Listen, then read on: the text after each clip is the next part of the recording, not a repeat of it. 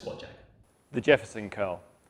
There's often a reluctance to train the spine through flexion and extension. Well, the problem with that is if we don't train those muscles, then often they're going to get weaker.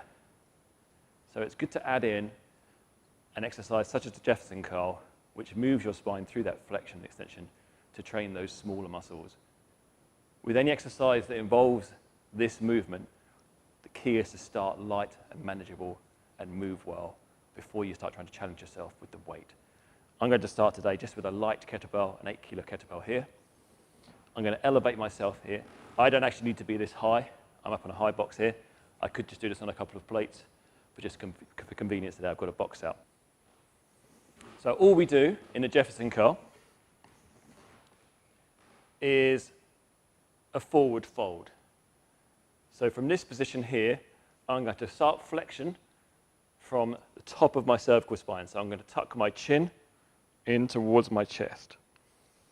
Then I'm going to follow that by thinking about flexing each vertebrae of my spine, starting with the top and working my way down to the bottom. I'm going to keep my legs extended throughout.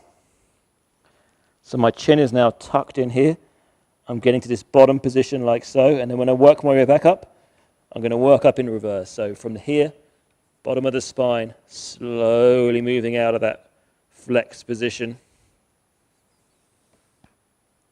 And then finally up into my thoracic spine. And then finally my cervical spine. You'll be able to see when you look at my movement that I have some tight areas in my spine.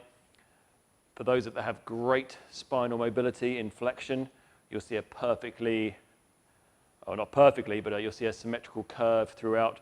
With myself, you're going to see a flat spot and then more curvature in the thoracic spine. That's just where I have more mobility through the thoracic spine, and my lumbar spine lacks that flexion.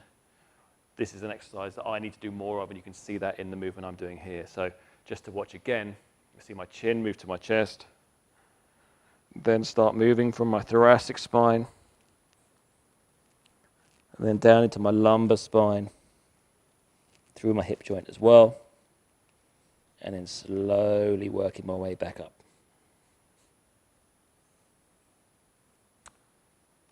It's a beautiful way to strengthen and mobilize that spine, the Jefferson curl.